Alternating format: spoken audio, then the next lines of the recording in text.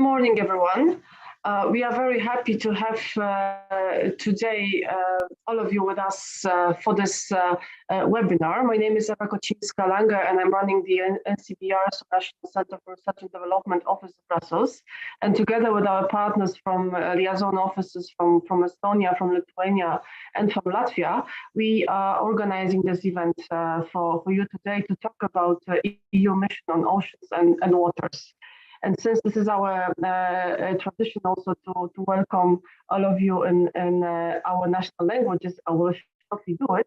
But before that, let me just remind you that some housekeeping rules. So please keep your mic off and camera off if you like. Of course, when you're speaking, that's completely different. And you can always use the chat to ask questions to all the speakers. We will, together with our colleagues, manage the chat, and hopefully we will be able to answer all your questions. And I think that's it for housekeeping. So now I will switch for a second to Polish. Dzień dobry Państwu, bardzo się cieszymy, że dołączyli do nas Państwo w dzisiejszym dniu. Będziemy rozmawiać o misji związanej z oceanami, wodami śródlądowymi. Bardzo nam zależy na udziale polskich podmiotów w projektach Horyzontu Europa związanych z misjami i liczymy na to, że Państwo się zainspirują dzisiaj tym spotkaniem. And now I will pass the floor to my colleague from Estonia, from Estonian Research Council, Ula. Thank you. So welcome. I'm very happy to organize this event together with our very good cooperation partners here in Brussels and as well in Estonia. So we had as well on board the NCPs. And I will switch to Estonian as well. Tere tulemast Eesti osalejatele ka ja meil on väga hea meel siin teid näha. Minuga siin on täna ka meie NCP sellest valdkonnast Katrin Saar. Ja meil on võib-olla üks uuendus veel, et meil on ka missioonide peale eraldi NCP nüüd Karmen Kivistik. Ja I will switch to English now and would give word now my very good colleague from Latvia. Thank you. Paldies, Ula. Labrīt visiem! Mani sauc Egita Aizsilniece Ibama, un es vadu Latvijas Inovāciju un tehnoloģiju pārstāvniecību Briselē, LatTech. Es novēlu jums noderīgu un veiksmīgu webināru. Ja jums rodas kādi jautājumi vai interese iekļauties sadarbības projektos, droši rakstiet. Un arī paldies par sadarbību Latvijas Zinātnes padomei un Nacionālajam kontaktpunktam. And now I'm happy to give a floor to our very good partner, Tadas from Lithuanian office. Paldies, Egita. Good morning, everyone. Labas rytas visiems prisijungusiems prie Lino biuro ir partnerių organizuojamo virtualaus renginio apie ES vandenynų ir vandenų misiją. Ir renginio metu komisijos atstovas pateiks naujausią informaciją apie šios misijos įgyvendinimą ir galimybę prie šio įgyvendinimo prisidėti. Taip pat mes turėsime regioninę perspektyvą iš Baltijos jūros valstybių, kaip jos prisideda įgyvendinant šią misiją. Todėl linkiu jums turiningo renginio ir įdomių diskusijų. Now I would like to switch back to English in order to introduce our first speaker today, Mr. Kęstutis Sadauskas, who is the Deputy Director-General at Directorate-General Maritime Affairs and Fisheries, and also the missions manager. But before we dive into Kęstutis' presentation, I would like to ask my colleague Julia to show us the results of the poll that we had earlier while waiting for the participants to join. As we can see, all right, interesting question. So have anyone heard about the mission charter? And I see that the majority hasn't heard about it yet. So I'm sure that Kęstutis is going to shed some light on this charter. And the second question we had, how has it been endorsed? So of course, that the people haven't heard about it, they haven't endorsed it yet. So Kęstutis, I think you have some job to do now today to explain us about the mission charter as well, and how our viewers, our attendees can actively participate in the mission implementation. So the floor is yours. Yes, good morning and welcome to everybody. I don't have a language of the Commission that I could address, even though sometimes we're being accused of a bureaucratic language, and that's not the one I would like to use today. I'm Lithuanian national, but of course, in the Commission, you leave the passport behind the doors and then you serve everybody. Yet I cannot deny that I have special affiliation for the Baltic, because that's where also part of my childhood passed. And this is also one of the seas which does require a lot of attention, a lot of action. And I really hope that you will be able to see and you will be convinced that the ocean mission will be at the help of the Baltic Sea. Now I have, I believe, a colleague of mine, Eva Tika, who would run the PowerPoint presentation. Let's see if technically that's possible. If not, then I will ask my colleagues to do this. Yeah, I think it should start in a second, and there you can see. Thanks a lot.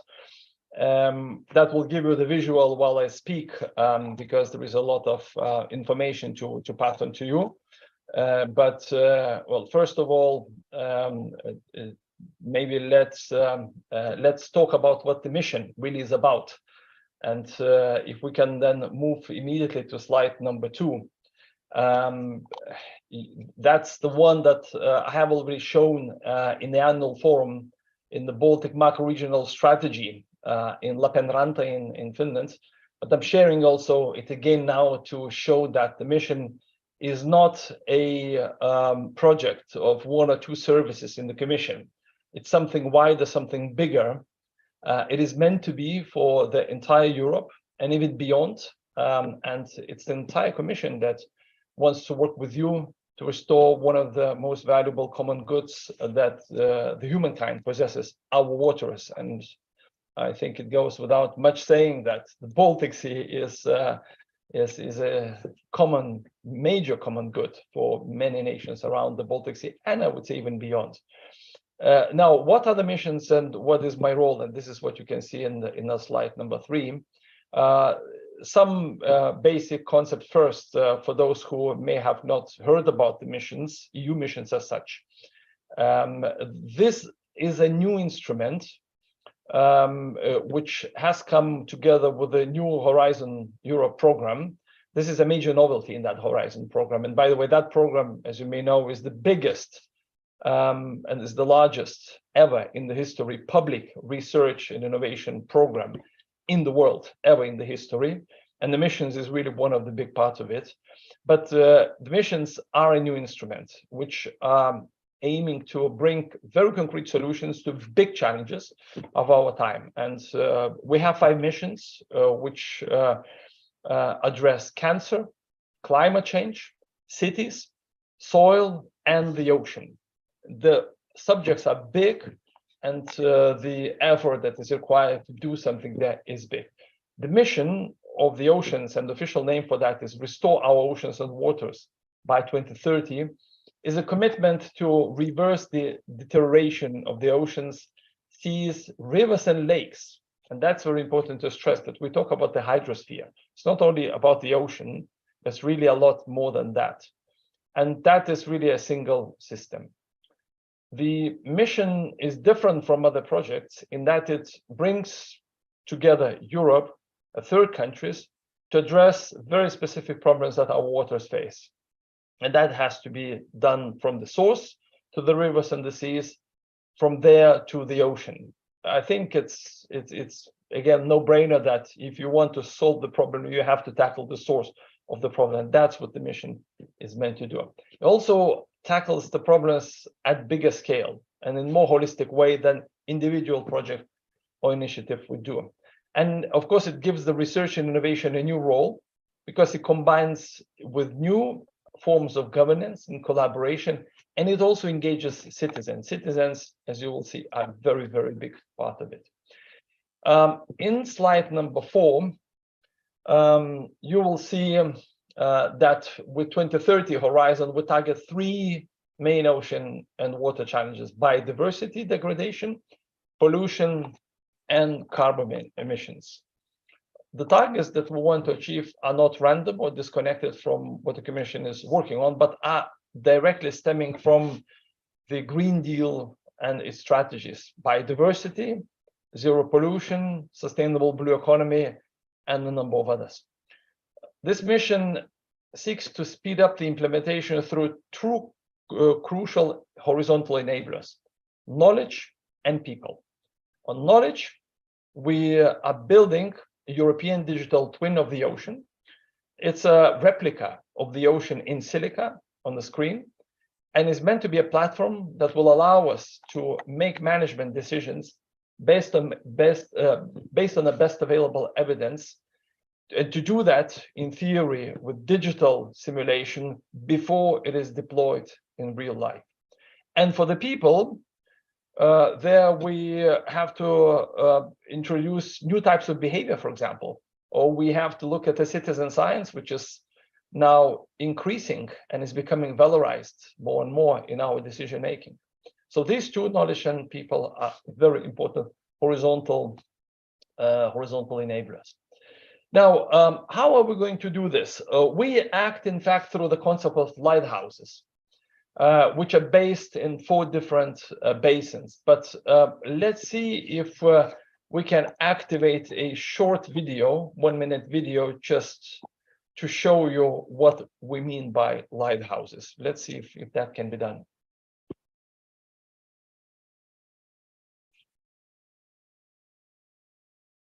Well, you have to bear a bit with a commercial.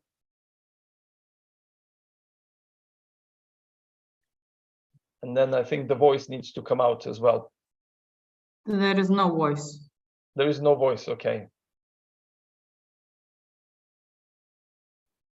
But we have subtitles, so okay. It should work. Okay, so reading instead of listening, at least for now.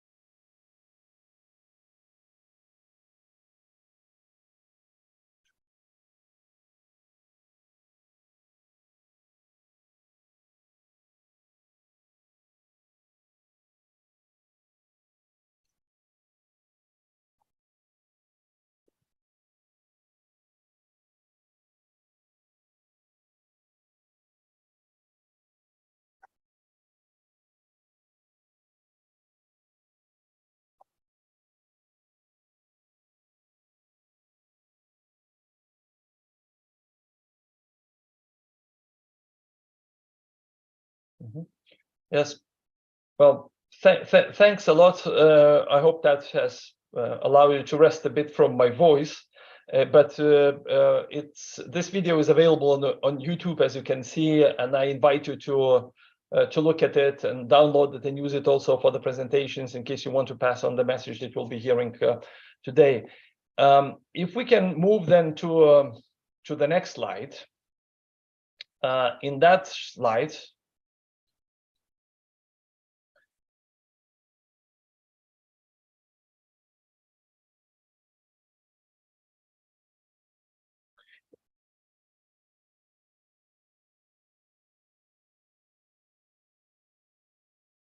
yes, that's the one. So in this slide, you can see concrete examples of what we mean by actions in the ocean mission. I mean, those are the descriptive ones that come from protection of the estuaries to what we call exactly the citizen science, and the youngsters collecting the litter and then giving to the scientists to analyze it, and many more like that are relevant for the ocean mission and are meant to come together and bring that step change that we need for the ocean. You will find many more of these in the hyperlink that is given on screen, and again, you will be able to dig into, look into them once you get that link. But by the way, the presentation can be shared with you for your own use. Now, let's talk about the charter that others meant and why we need it and what it's meant to do. Charter is part of the governance of this mission, and it comes from the fact that in order to reach the mission's goals, we have to join forces. We have to act together. We have to make sure that we go all together in the same direction. Because one thing is to have a legitimate concern, but another thing is really to take action. And it's really time to fill the gap between the two. That's why we launched a mission charter in Lisbon in June. And now this charter is accessible online and is open to every public, private, interested party. So it is open to everybody. If it's not done yet, so I would urge you to join the charter in submitting actions and initiatives those that are contributing to restoring our blue planet. So far, since June, we have around 70 submissions. Probably there's more than now. 49 of the actions have been accepted, and it's important for you to know that one thing is to submit the action, but we have to screen them and have to make sure that these actions are relevant. It's not only just a request for the money, because that's not an action. The action is what you give rather than what you take, what you offer rather than what you need. And we have to screen and make sure that it's only those that do contribute to the mission, they are accepted. So 49 actions are accepted. We have another good dozen of actions that are under review, and the numbers are growing and increasing. And they come from broad spread of entities, and actions really cover all topics. But there is one thing, and that was somewhat contradictory to what we have seen in the slide, is that so far, to my knowledge, we have none of the actions from the Baltic Basin. And that's precisely why we'll need to talk about that. Now, examples of the actions that are already taking part include, again, collecting samples from the land-sea interface throughout the continent to observe, model, and understand the effects of changing environments at very cellular, even molecular levels, or the evidence of knowledge to demonstrate how we conserve and restore estuarine systems or marine protected systems, and how we adapt them to the climate change at our coast, or for upscaling, deploying, and replicating solutions. For example, if you found a measure, if you found a tool how to clean up systems across the rivers, tributaries or canals that flow across big European cities, then maybe that solution can be relevant for other parts of Europe and can help them as well. For outreach, public mobilization engagement, we can look into things like art projects that look at the impact of the fight on marine pollution. And then for education and training, we can have a lot of action there for the raising awareness, but also looking into things like autonomous robotic systems that can perform at sea in real world coastal conditions and bring back the knowledge. So anything goes that is relevant for the ocean mission. Now, in the next slide, I'd like to give you the pointers and the nuggets, so to say, why it's good to join the charter, why you would benefit from it. When you endorse the charter, our website and interactive map would give you visibility. So everybody can see where actions take place and what type of services you provide. You will get free and direct access to our events, where you will have a chance to network and share best practices.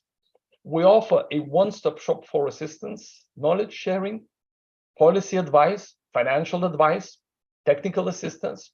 For example, you will know about investment opportunities and receive advice on identifying different funding opportunities, whether they're linked to InvestEU, other EU programs, public-private financing sources, or anything that is relevant here and anything that we know. Finally, you will also get support, and that's very important, from the Baltic North Sea Lighthouse Coordination Support Action. Sounds bureaucratic, but it's a facility, it's a service that will be funded from the Horizon Europe, and it will support science, transition roadmap, skills, knowledge.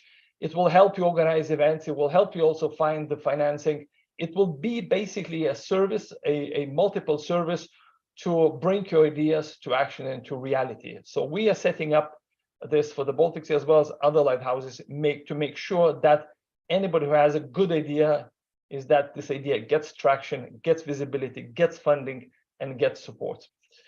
Now, in the next slide, you can see what we call the atlas, mission atlas. A map looks like to give the visibility. The different colors symbolize the different categories that I mentioned. And in the box, you get the illustration of information that comes up when you click on one of the lighthouses. You will be able to see who has submitted the action, whether it was accepted, and whether that would be of interest to you. And of course, I did not cover the Baltic Basin and the purpose, but again, since there are no actions in the Baltic, surprisingly, I would really want to see many actions here because there is so much that needs and can be done here. Because when I presented the mission in the annual forum for the Baltic macro-regional strategy in Latvian, I had really a fruitful and good exchange and discussion with the people there, and a lot of nodding heads I saw there. And that came also from the people in the Baltic Marine Environmental Protection Commission, which is known as Helsinki Commission or HELCOM, or people who are responsible for the spatial planning cooperation in the Baltic Sea region. So I expect that the actions will be submitted soon because Baltic Sea really needs a lot of traction and action in order to fix the problems that it has. So how can you join? The process is very simple. From the address that is given on the screen, you click on endorse the charter and you submit actions. And then these actions, your submissions will be verified by us, by our team, and then listed as mission actions and displayed in the mission atlas. So it's a pretty simple two-step approach for all of us. And then like this, in the end, when the action is accepted, you will see what happens around Europe, and you may also give ideas and get ideas of who to partner with, who to call in order to say, hey, I've got a similar idea. How about doing it together? Now, money, of course, talks and rubbish walks, as we know it.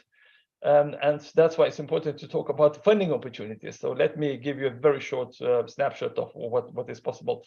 The mission Ocean is based in Horizon Europe.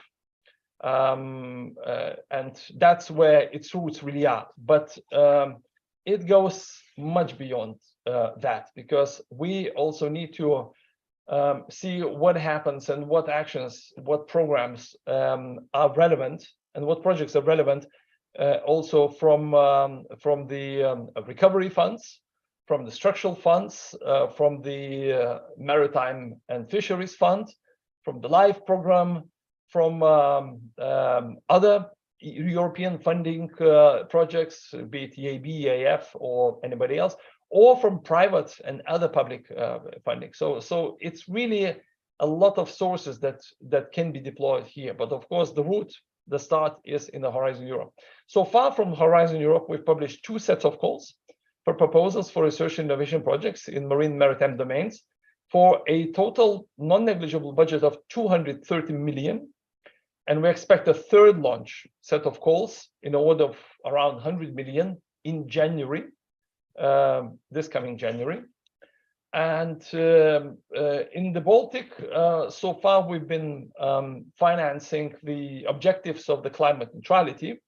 But of course, we have different and all other topics and challenges in the Baltic Sea, because one thing is to build a climate neutral blue circular economy. And that's sort of the main objective that I would like to propose to the Baltic Sea. But we cannot deny challenges like the pollution, because we know that Baltic Sea is one of the most polluted seas in the world, if not the most polluted. And if we don't tackle that, probably we simply won't be able to build a sustainable economy around our coasts. So the other topics, such as marine protection, pollution are as relevant as the climate neutrality for the Baltic. Now, the other important part is that we also have the concept of associated regions. And that means that once you do something in the sea basin of the Baltic Sea, it would be important also to have 5 other regions from other parts of Europe to join you.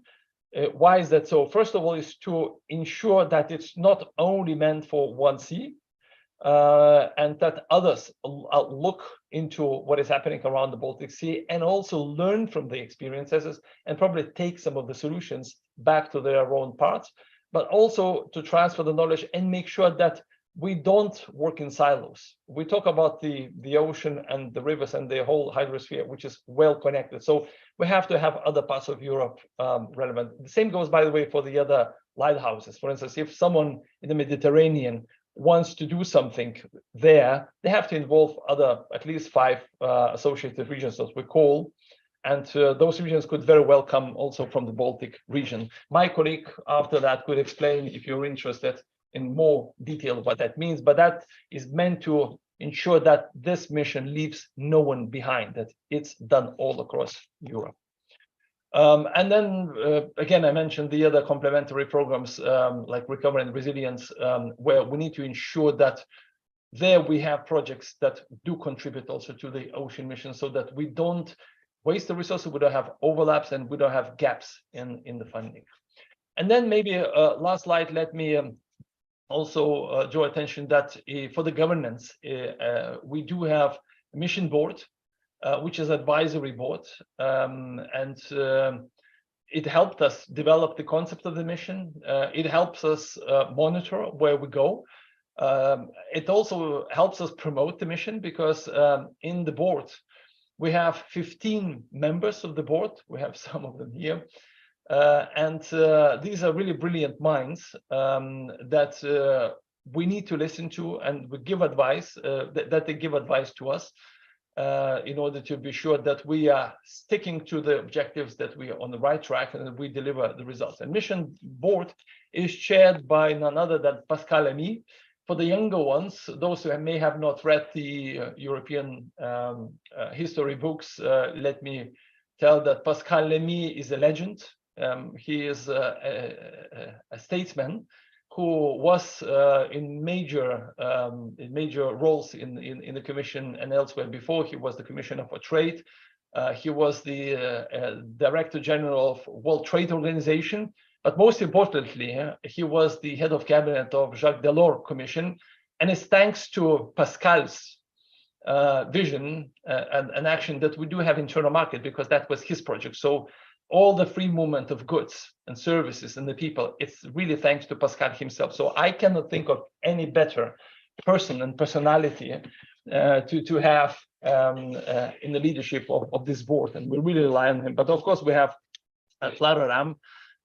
I saw her on the screen, who also comes from the Baltic, and also here to talk about the board in the Baltic.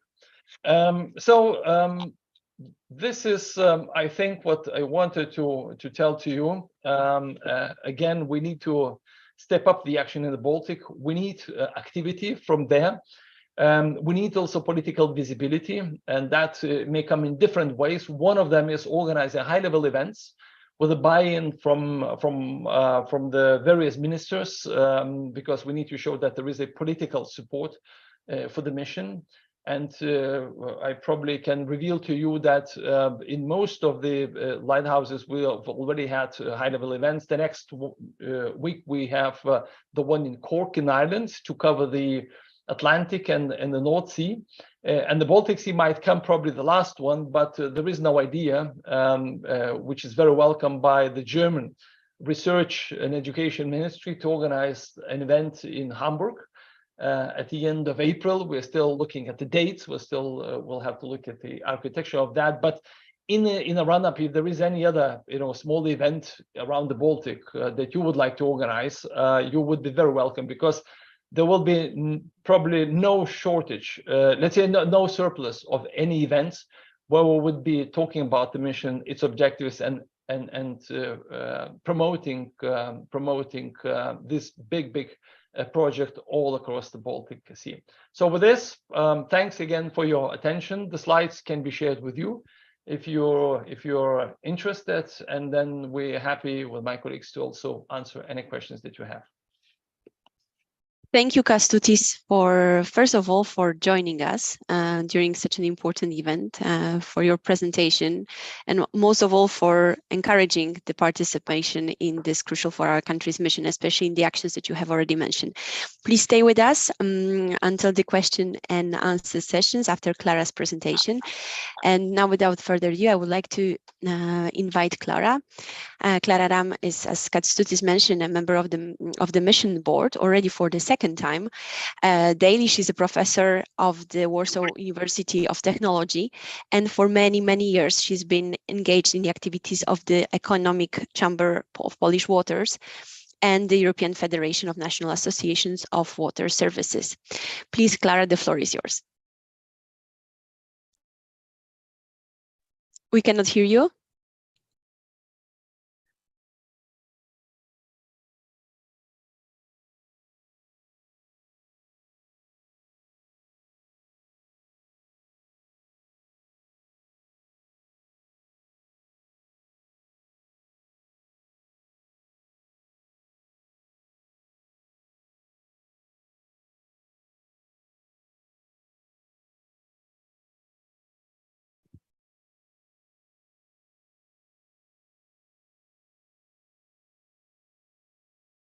Klara, can you try to do something with your volume? We cannot hear you still.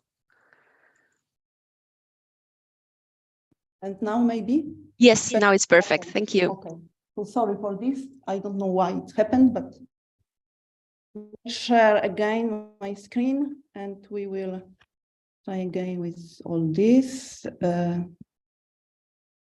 Okay, so thank you for organizing this event, very important issue on the mission board on restore our ocean and water. So the mission board is a group of people who, with the support of the European Commission, want to infect as many people as possible with their passion and activity.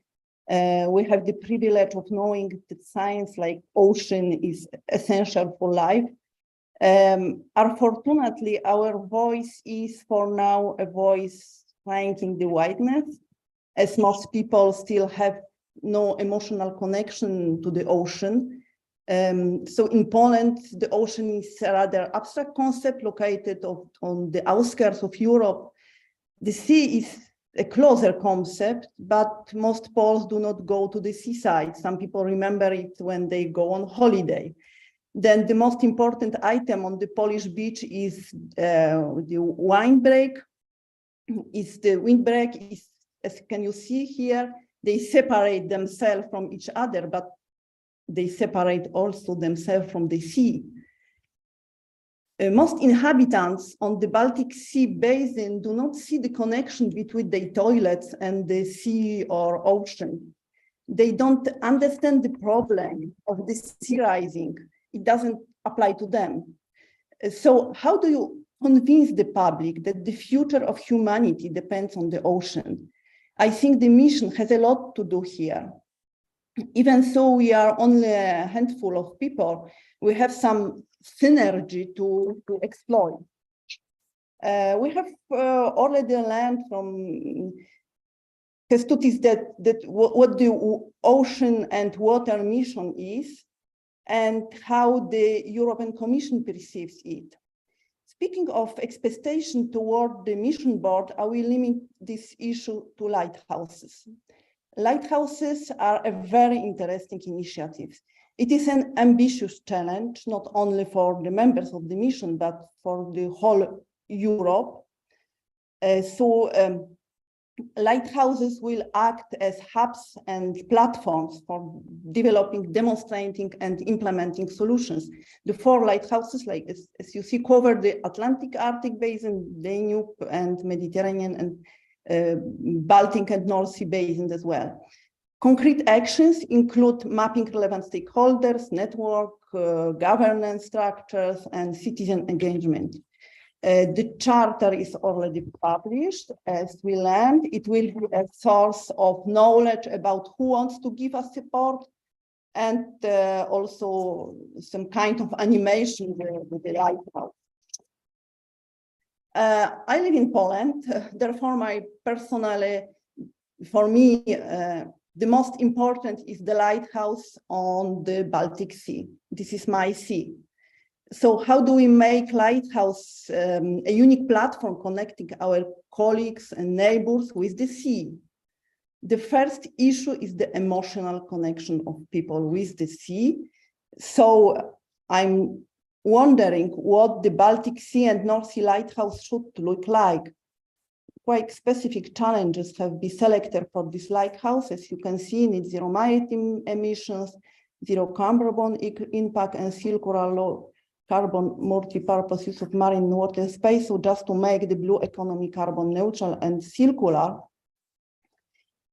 Reducing economic pressure is certainly a major challenge. However, we know that the problem of the sea is pollution. I think that nutrients in just eutrophication is really a problem. The specific challenges are ambitious, as you can see. So consolidate and engage a wide community of relevant stakeholders across the Baltic and North Sea basin, able to ensure an effective governance structure for the achievement of the mission objectives, an effective governance structure ensuring coherence and alignment of policies, initiatives, and actions at EU, national and local level, well-coordinated activities underpinned by a consistent monitoring framework to assess the implementation and achievement of the mission objective, and effective provision of technical services, governance and business models to support and guarantee also a sustainable socio-economic development of both sea basins.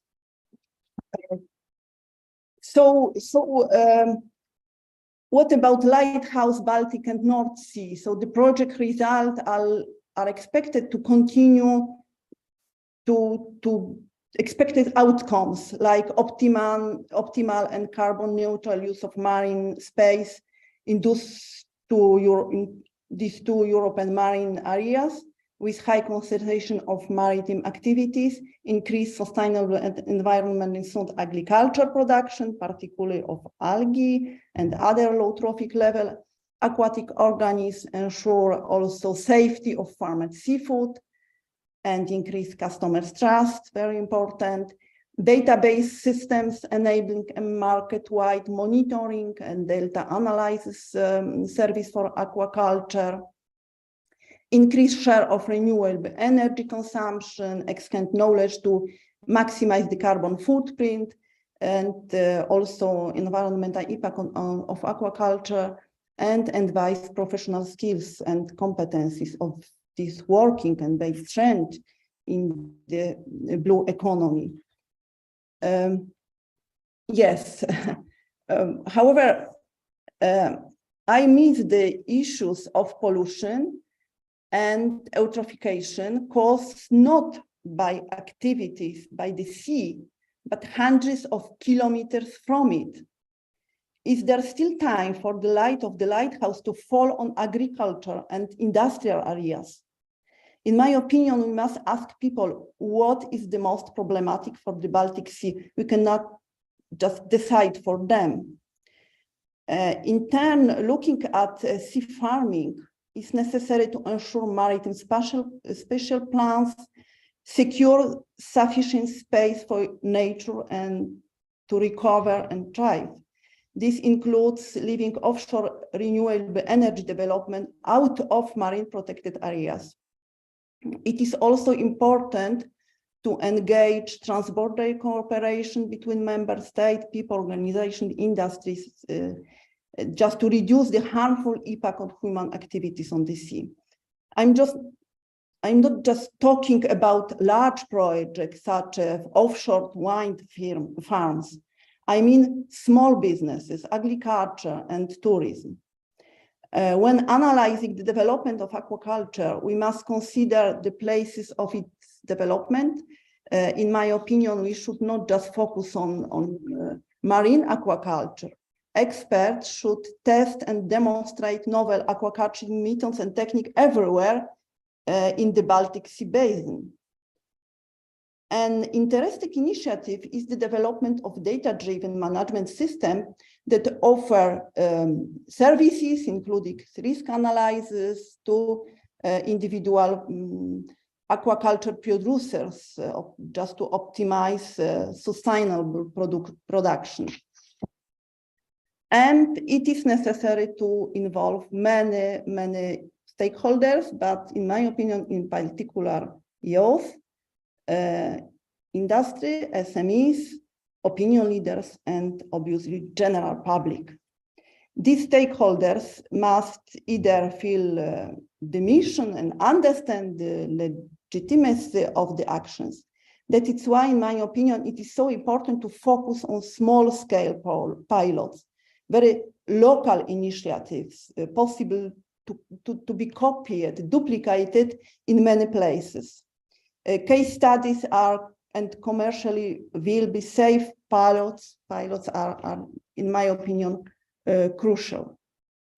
As you can see, we have very ambitious plans. We will only implement them with a very large group of stakeholders. The question is how to combine lighthouse ideas with the real life. So we need to involve people from the street.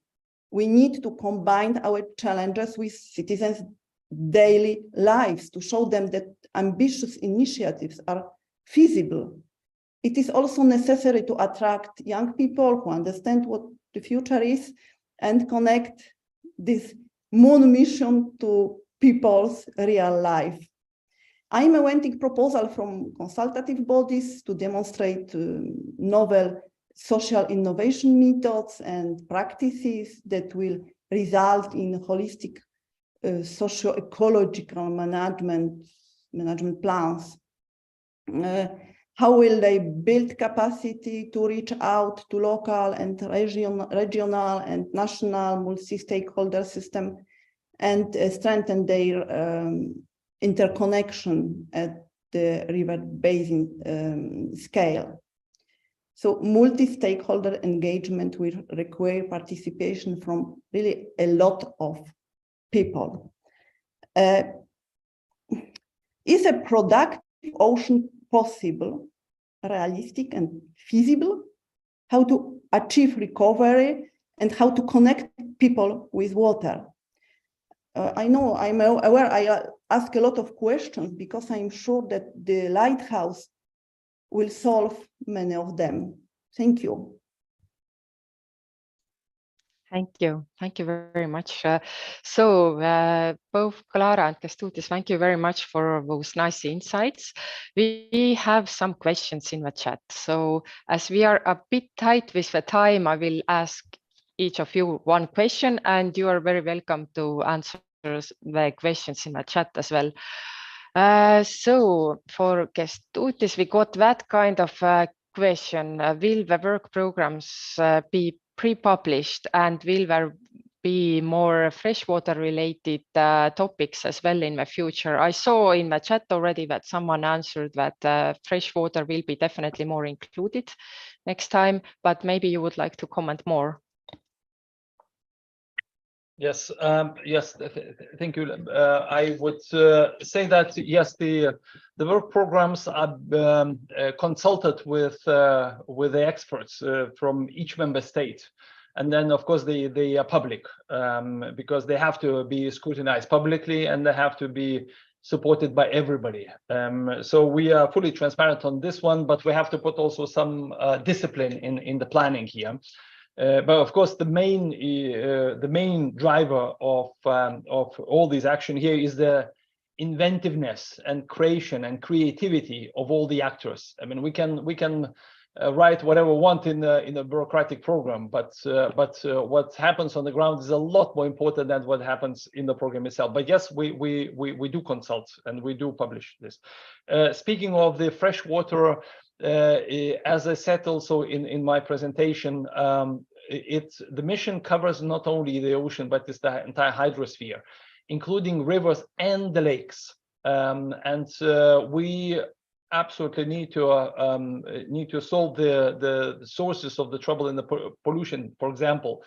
Or when you look at the transport and the connections, the multimodal transport for the blue economy, clearly the connection between the rivers and the seas is absolutely essential for functioning of our economies here.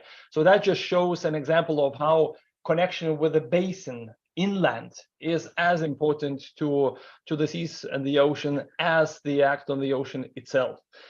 Speaking, by the way, of aquaculture, and Klara mentioned that indeed for aquaculture we do have strategic guidelines which are meant to help to build a new type of aquaculture across European Union, and we absolutely need this because Europe is dependent on the import of seafood. By the way, we are the biggest exporter of agricultural foods, but when it comes to seafood, we import 70% of that. And we know that with the food shortages, we have to go for the aquaculture, and that can happen both in the seas and in inland. In inland, we have interesting traditions, but it has to be sustainable. It has to be competitive, and it has to go for the low trophic species, as Klara said. That's where the best benefits could come from this. By the way, maybe a last point which is relevant to this, and I'd like to draw your attention to the initiative that we have published on Tuesday, which is the algae initiative. And again, Klara mentioned this, very, very important and absolutely fantastic topic. An area which can develop super fast to the benefit of many. Because for algae, not only that we can produce the feedstocks for food, for an animal feed, for fish, for the production of polymers, for any other part of the industry, but also, as you know, algae sequesters and takes the carbon for self-production. And like this, we can solve the issue. Well, we cannot maybe have the silver bullet here, but we can help solve the issue of the carbon emissions together with the supply of the food. It would be a fantastic solution to the equation. But this is where the mission can really help. But for that, we need creativity, and for that, we need action, both on the seas and in the fresh waters. Thank you. Very, very interesting insights. So a question to Klara, maybe somewhat difficult to answer, but you mentioned that the systemic thinking is needed if we talk about the Baltic Sea, for example, and people should realize their actions and their related causes, but how to achieve that? So you mentioned in your presentation definitely multi-stakeholder engagement, but maybe something else to stress here. Sorry, we cannot hear you again. Sorry, we cannot still hear you.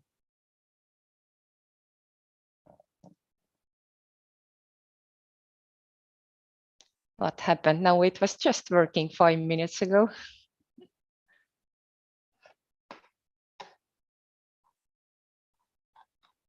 It's okay now? Yes. Yeah. Yeah. Know what happens with my computer. Sorry for this. So yes, multi-stakeholder engagement is very important. So in my opinion, the challenge is really to engage people from the street, to engage just citizens, and also Kęstutis mentioned the citizen science, citizens engagement, etc. So really this citizens participation is very important.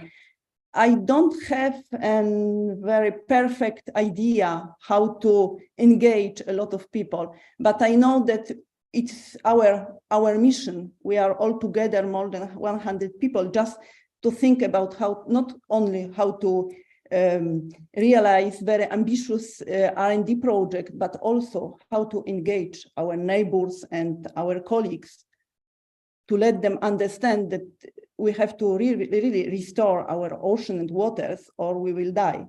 So it is a challenge. Thank you. Thank you. And thank you very much for our first keynote speakers. And we will go on now with the country representatives. So I will do a brief intro to our next speakers. So we have from Finland, Jussi Soromäki from Prime Minister's Office. Then from Estonia, we'll have Katariina Viik from Ministry of Environment of Estonian Republic.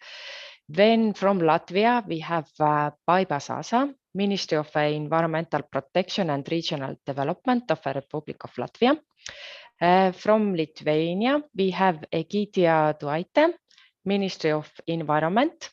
From Poland, Edita Sabika, from Ministry of Infrastructure. From Germany, we have Karin Krüger from Jülich. From Sweden, Martin Sjöberg from IVL, Swedish Environmental Research Institute, and from Denmark, Harald Hasler Schiedal from University of South Denmark. So a lot of fabulous speakers are now joining, and I would give now the word to our first speakers. You all have 7 minutes. As we agreed, we have like small interactive break indeed, and I have my very good colleague Egita, who is helping to carry out this session. So please, I would give the word now to our first speaker. Yeah, so excellent. Just before that, house rules, please take your floor. The presentations are joined, so you will just see your slides coming up. And if in a case you're carried away, don't worry, I will remind you when the time is up, so we all get the fair share of the time. So the first speaker, the floor is yours. Thank you. Can you hear me? Yes, very well. Excellent, excellent. First of all, I would like to thank the organizers for this meeting. I think it's very important, and I think that we should also continue working together for the Baltic in this mission Ocean and Waters. First of all, I'd like to say some words about the Prime Minister's Office being here. We considered, first of all, the Baltic Sea one of the greatest importances for Finland, and not only the actions that we do, but also the cooperation that has been going on between the Baltic states for decades. And secondly, like in many countries, the responsibilities have been divided between a quite large number of different ministers and ministries. So we thought that would be good to have somebody to coordinate and to develop the general policy in a comprehensive way. So the next slide, please. Thank you. I will just give a glimpse how we are organized on this. The Ministry for Economic Affairs and Employment has the main responsibility and is also a member of the SPC of Horizon Europe, and that is supported by a national team. And I would like to raise the role of the Finnish Academy. Jaana Lehtimäki is I think taking part of this meeting, and the Academy of Finland is kind of the workhorse of the whole process. And there is also a larger reflection team which consists of the above mentioned people and cross-sectoral experts of the SPC subgroups. Like me, I'm the one who is taking part in the SPC subgroup of Ocean and Waters, and there's also the TRAMI representatives and the NCPs, and of course the ministries concerned, like the Ministry of Environment, have their own teams to promote the whole thing. So we try to promote at various levels the different opportunities, the financial opportunities, the different possibilities like the charter, and we are also taking part in the actions mentioned by Kęstutis to have a good lighthouse for the Arctic, which will be promoted in the Cork meeting. Having said that, we have a good cooperation in the government and in the government and the bodies close to the whole business, and we are quite happy with that. Of course, we are still in the beginning, and lot of things have yet to be started. Can I have the next slide, please? The Horizon Europe part of the mission Ocean and Waters is more or less business as usual. We are used to Horizon programs of the past, and this is, in my opinion, running quite well in our case. But the rest of the mission financing is a bit veiled still. We do not have or grasp the whole picture of the mission of Ocean and Waters at the moment, and we have reminded the Commission a few times of that there must be a certain clarity to that.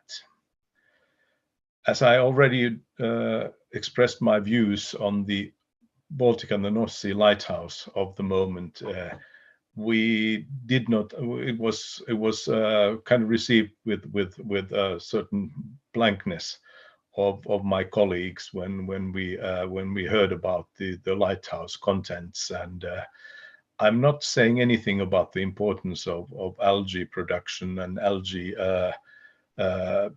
in general in the world, but one size does not fit all, and we have great problems in the Baltic to be solved before we can go into large-scale algae growth. For example, the pollution, the eutrophication, as mentioned, but also a lot of other issues before we can start that. That will not solve the slow growth of the algae in the under the ice. Does not solve the problems mentioned by Kęstutis. I think that it should be better aligned with EU strategies and legislation, and if I think about the regulation on nature restoration, which will be coming in a few years, let me say it that way, I think in general the whole mission should be even better aligned with the existing and upcoming strategies and legislation. Sometimes I don't know why, but for example, the EU biodiversity strategy should be better taken into account in the mission. And in general, I think one important part is to make the mission more transparent and the implementation easier. We have tried to get a general grasp of the mission as a whole, and that has proved very difficult. Having said that, I would say that we consider the missions of utmost importance. I think that was very good from the Commission to have proposed the missions, and I think the mission Ocean and Waters is extremely important, and we support it wholeheartedly. It needs some tweaks. It needs some, let me say, to have a better way to bring everybody along.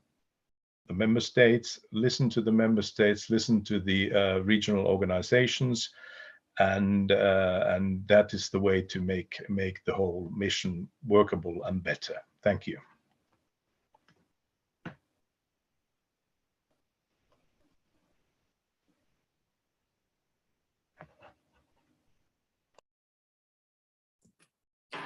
Katarina Wiik, please. Thank you. Good morning, everyone, and welcome to my short presentation. First of all, I'd like to thank the organizers for this event and also for inviting me here today. As you can see on the screen, I'm going to talk about Estonian thoughts on the mission Restore Our Ocean and Waters. And by the end of this talk, you will be familiar with the most relevant regional and national policies that this mission has synergies with. Next slide, please. To start with, if we look from the policy perspective, there are already a lot of strategic instruments on the international and regional level, which are relevant and important for the implementation of our marine environmental goals. At the most strategic level, mission contributes to UN Decade of Ocean Science for Sustainable Development and the relevant UN Sustainable Development Goals. The mission contributes directly to the sustainable SDG 14, Life Below Water, and SDG 6, Clean Water and Sanitation, while also interacting indirectly with the most of the other goals. And the expected impacts of the mission for Estonia, but surely for all other European member states, foresee implementation of all EU relevant instruments stemming from Marine Strategy Framework Directive, Water Framework Directive, EU Biodiversity Strategy, EU Strategy for Plastics in the Circular Economy, and EU Offshore Renewables Energy Strategy, to cite some. Next slide, please. For Estonia, but also for the whole Baltic region, you could say that main strategies already exist for the implementation of ecosystem-based management in the sea. However, what we need and what the mission will hopefully give us is to boost transdisciplinary research in management. And we also need to develop solutions that deliver both ecosystem health and human well-being and economic growth. And naturally, there are a lot of synergies between mission and other existing initiatives. For example, the Baltic and North Sea Strategic and Innovation Agenda, BANOS, published last year with a strategic objective to support and enable ecosystem-based management, healthy seas, sustainable blue economy. It clearly aligns well with the mission objectives. And of course, let's not forget about the importance of Regional Sea Convention, HELCOM, the updated Baltic Sea Action Plan by HELCOM last year, as it is a strategic program for achieving good environmental status for the Baltic Sea. And it has 4 segments with specific goals of healthy and resilient ecosystems and biodiversity, Baltic Sea unaffected by eutrophication, hazardous substances and litter, as well as environmentally sustainable activities. Next slide, please. I believe it is also very relevant to mention a new EU Horizon Partnership on Sustainable Blue Economy, where Estonia and several other Baltic Sea neighbors are partners, and which has also very strong synergies with the mission, especially in the light of the mission's 3rd objective, make the sustainable blue economy carbon neutral and circular.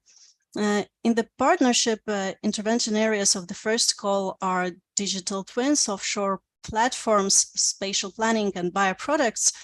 And it's just a small advertisement. The pre-announcement of the calls will be launched in December.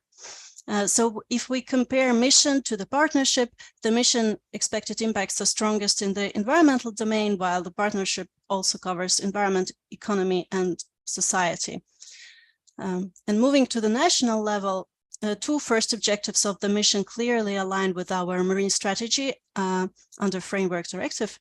MSFD descriptors that are connected to the first objective are biodiversity, food webs, and seabed habitats. And if we look at the expected impact of the mission's objective, improvement and widening of the network of MPAs in the EU. So for those of you who don't remember, a specific goal is 30% of EU seas protected and 10% of EU seas are strictly protected. This stems from the EU biodiversity strategy. So we have the same goal in our program of measures as well, and also in the ministry's environmental strategy. And actually in Estonia, we're pretty close to this goal. We have 27% of territorial waters under marine protected areas. The second objective is also very important for us, especially in the light of nutrient pollution. As has been mentioned today already several times, eutrophication is the largest problem in the Baltic Sea, but also pesticides and pharmaceuticals, which are addressed both in the Marine Strategy Framework Directive and environmental strategy. And finally, I'd like to address the problem of the 3rd objective on sustainable blue economy, which is not tackled in the MSFD, but it stems from the EU Blue Growth Strategy. Next slide, please. In Estonia, traditionally, responsibilities and ownership of marine and blue economy policy are divided between a lot of different ministries. I think that it might be the same in other countries. For example, Ministry of Agriculture deals with fisheries and agriculture, Ministry of Economic Affairs with harbors, shipping industry, public ferry services, Ministry of the Environment, Health of Marine Environment and Inland Waters, to just list a few. And each ministry operates from the point of view of its responsibilities and policy areas. And in general, the sustainable environment aspect of using the sea and inland waters has remained in the background or only in the hands of the Ministry of the Environment. And as for now, there is no cross-sectoral plan for the implementation of a sustainable blue economy in Estonia. But it is very important for us to address this issue at national level because blue economy plays a central role in alleviating pressures on terrestrial resources and fostering climate change mitigation and adaptation. Our short time goal is to establish a sustainable blue economy roadmap for Estonia, which should bring together different ministries, institutions, other relevant stakeholders, and align our common ambitions for the marine environment green transition. At the moment, me and my colleagues from different authorities and ministries are participating in a so-called innovation sprint. It's a brainstorming program in Estonia, which brings all involved sectors together. And our goal is to define what sustainable blue economy means for Estonia and what are the main underlying obstacles for the transition to sustainable blue economy. So I hereby would underline the importance of the mission's third goal for us. So that brings us to the end of my presentation.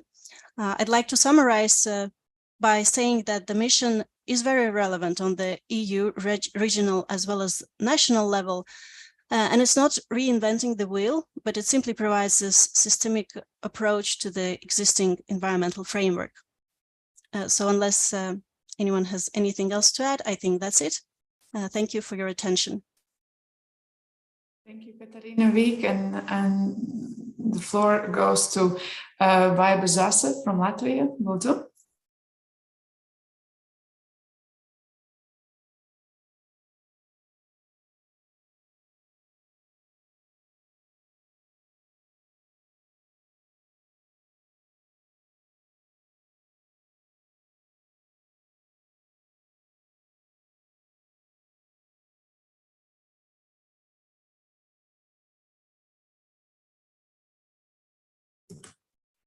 Vaiba, lūdzu.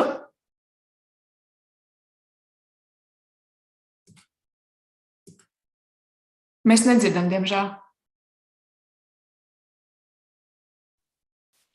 Well, Viss kārtībā. Thank you. Sorry for this short. So thank you very much for inviting me to participate. I represent the Ministry of Environmental Protection and Regional Development.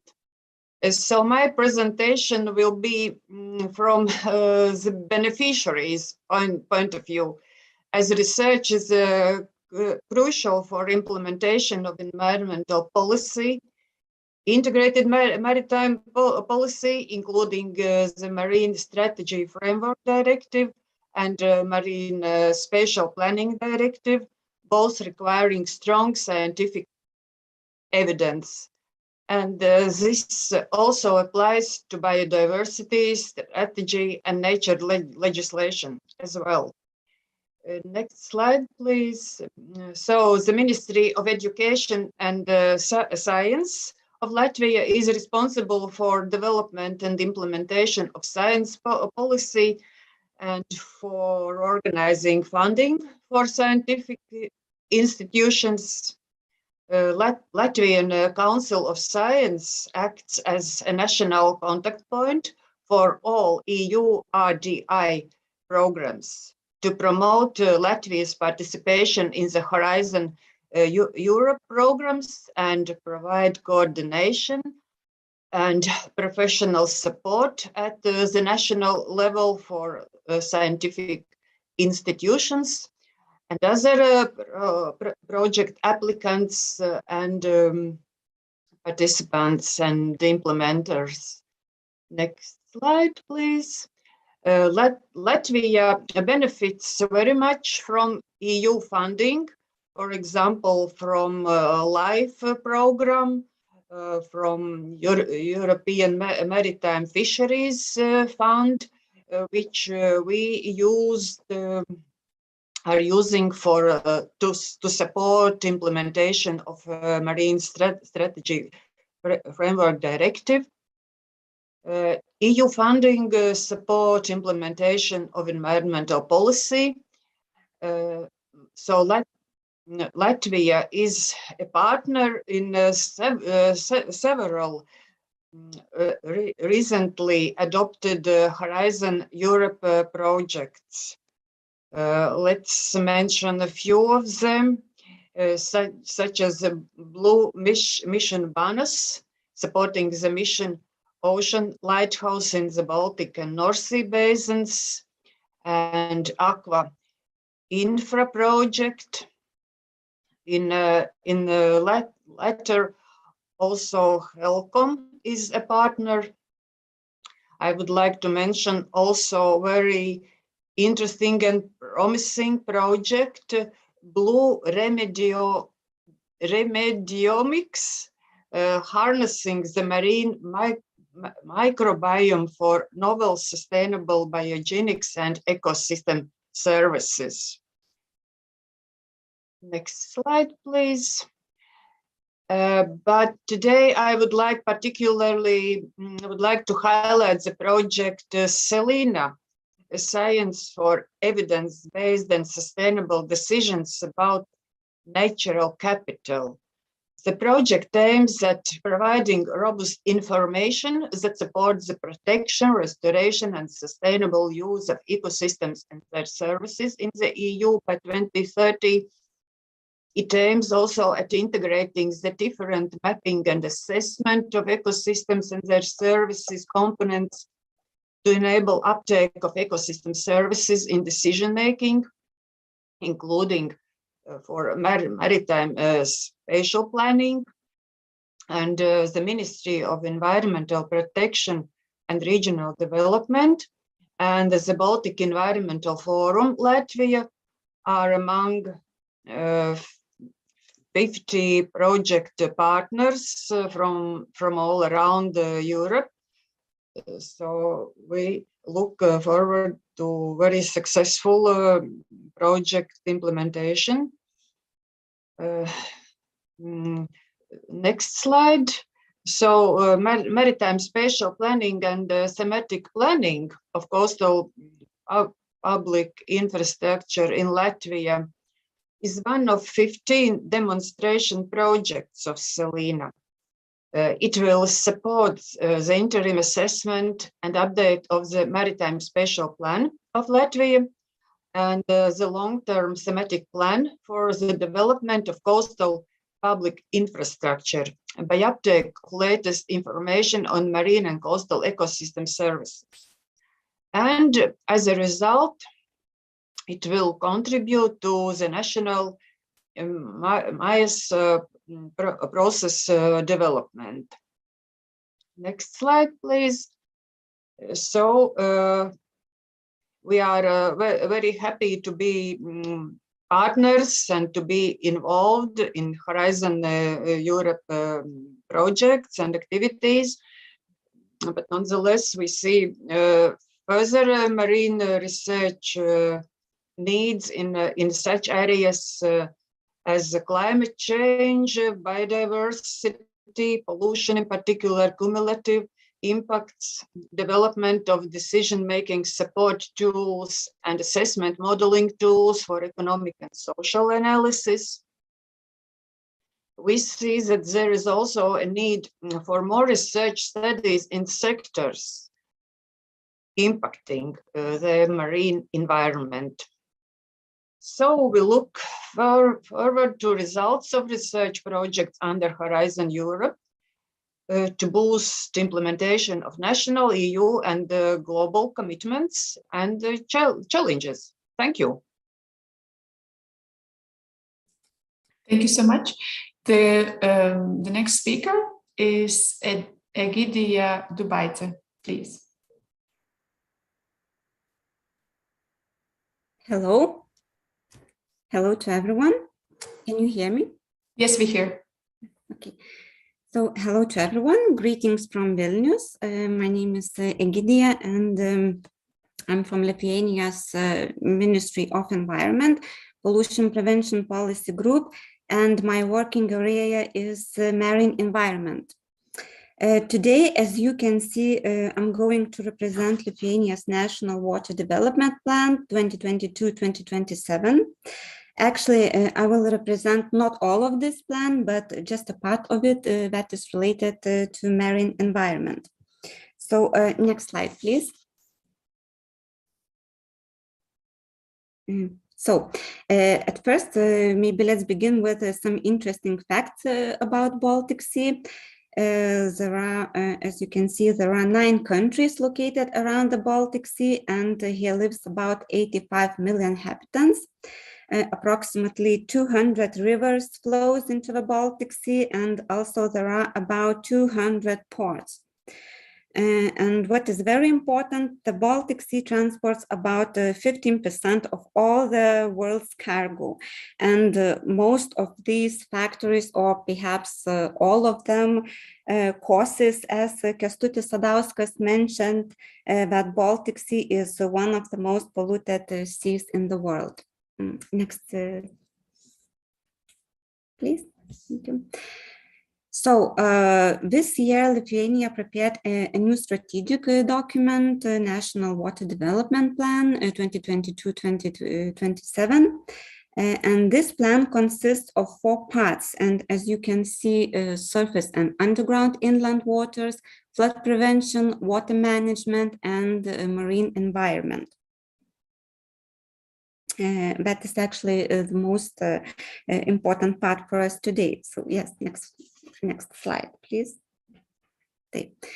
The main aim of this marine environment part is to achieve and or maintain a good state of the Baltic Sea, and that means reduce the entry of eutrophication, promoting nutrients into the Baltic Sea, minimize input and impact of hazardous substances, minimize disturbance of species, their habitats and migration, and reduce the risk of the appearance of new non-native animal species in the Baltic Sea. So this is just a few examples which we try to achieve by implementing this plan. And of course, there are measures that will help us to achieve these aims, and they are in the next slide, please. Yes. So these measures were prepared in cooperation with other institutions, experts, and scientists, of course. And there are 10 measures for biodiversity, 7 for non-native species, 2 for commercial fish stocks, 2 for eutrophication, 5 for seabed disturbance, 10 for pollutants, 3 marine litter, and 2 underwater noise. And what is very important to say, these measures were prepared in line with the Marine Strategy Framework Directive and Baltic Sea Action Plan by HELCOM. So very shortly, maybe this was all information that I wanted to represent you. And in the end, I will end my my representation with Arthur Clarke quote, which is the next slide, please. Yes, you can see this. How inappropriate to call this planet Earth when clearly it is ocean. And so the last thing I want to say is, let's keep it safe and healthy. Thanks for your attention. Thank you very much, Egidia. Very nice thought you ended your presentation with. And now the floor goes to Edita Żabicka. Greetings from Warsaw. My name is Edyta Żabicka, and I represent the Ministry of Infrastructure of Poland. I have not prepared any slides, but I would like to share with you a bit of information regarding actions that have already been taken by Polish government in order to promote the European missions in Poland. Let me start that we consider the European mission very crucial for the future of our society. The initiative announced by the European Commission in the 2021 for 5 new European Union missions, an innovative way of working together to improve the lives of people inside and outside Europe, aims to tackle the biggest challenges in the areas of health, climate, and the environment. To achieve a sustainable use of marine resources, the ocean must be restored, and the European missions are part of this philosophy. The Ministry of Infrastructure, as the ministry responsible for coordinating the implementation of Polish maritime policy, pays special attention to the mission Restore Our Ocean and Waters. The objectives of the mission are in line with the Polish strategy document Maritime Policy of the Republic of Poland and are also embedded in the time horizon of Polish maritime policy. Poland implements maritime policy in several directions, moving away from the sectoral dimension of measures towards an integrated approach to maritime affairs, which has led to much better understanding and perception of the maritime sector in Poland. The government's actions in the field of maritime policy are based on the efforts of all ministries and departments, which are consistent with the implementation of maritime affairs in line with the European Union's integrated maritime policy, which provides for a shared European exploitation of the potential of access to the sea by creating conditions for sustainable development of all member states, socioeconomic growth, and ambition protection of maritime and marine environment. In Poland, we see the missions as a set of universal challenges for the entire European community. We believe that social issues are an important part of the mission. We need to ensure that our societies and all stakeholders have access to reliable marine data and to ensure that citizens receive maritime education. The ministry is responsible for the implementation of the mission in Poland will endeavor to increase awareness, sensitivity, and interests in issues related to the environment and human influence on the seas and oceans. It is also necessary to strengthen the voice and importance of participation in the mission of young generations. Healthy seas and oceans are our common future, and we must work together to rebuild the ocean, our common good. European missions remain embedded in the Horizon Europe research and innovation agenda, but go beyond existing instruments. We believe that European Maritime Fisheries and Aquaculture Fund, InvestEU, and other EU programs will also participate in the missions. The mission should involve all citizens of the European Union, regional and local level. For this reason, the Ministry of Infrastructure, in the implementation of the maritime policy, carries out a series of information and promotional activities to aware stakeholders of the objectives of the mission. We strive to keep as many maritime sector institutions, representative of civil society, and all actors involved in the implementation of the Polish maritime policy as possible informed about the mission. We stay in constant contact with the science and industry, the maritime industry, as well as association and foundations. So far we have informed regions, Polish coastal regions, research institutions, universities, and maritime authorities about this initiative and the benefits of participation in the implementation of the mission. As the ministry responsible for maritime affairs, we believe that close cooperation at the governmental level is essential for the success of the mission at the national level. Therefore, our key task, in addition to mobilizing the maritime sector, will be to encourage the ministries responsible for environmental issues, biodiversity conservation, and climate change adaptation, Ministry of Climate and Environment, as well as the Ministry of Education and Science, responsible for implementing Horizon Europe program, to actively cooperate on an ongoing basis in support of the mission. I would like to emphasize that the Ministry of Infrastructure also sees its role as an active player in investing in research and that improves our knowledge of the oceans in order to reduce human pressure on the oceans. Marine scientific research fosters increased innovation in maritime industries and is essential to improving and the preservation of a healthy water and marine environment.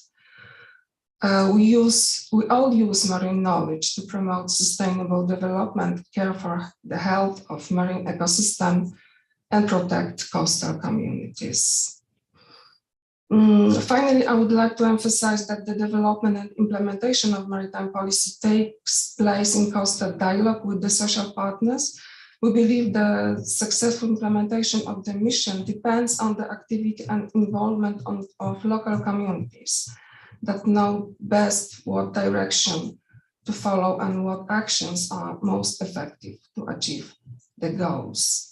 That's why it's so important and valuable for the Ministry of Infrastructure to maintain regular contacts with representatives of the maritime society in order to know any opinions, suggestions, and initiatives of local partners regarding the efforts made by the government.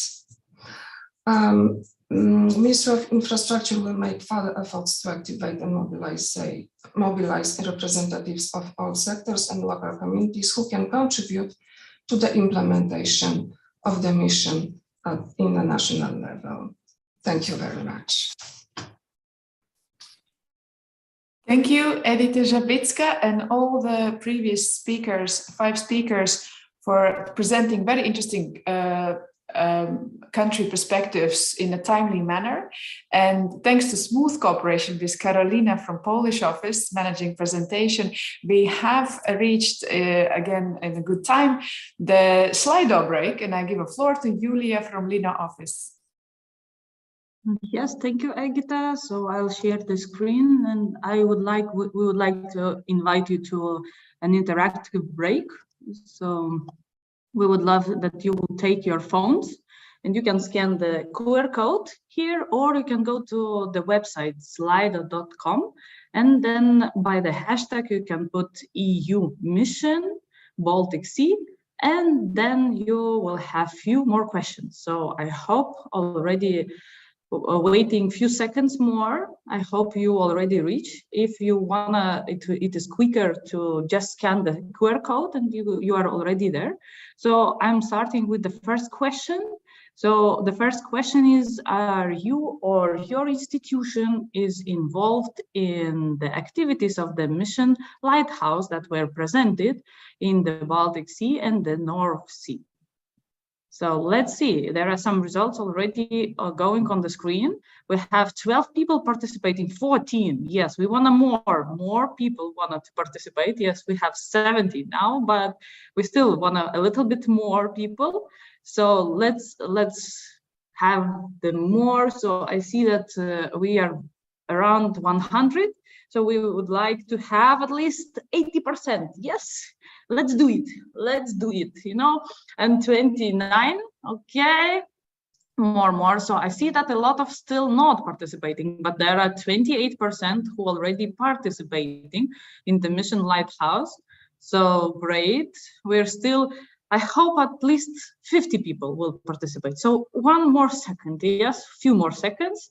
And yes, but we see that not yet, but I will be. So 9% of the people are planning to participate, what is really, really very perfect. So, okay, we reached 32 people.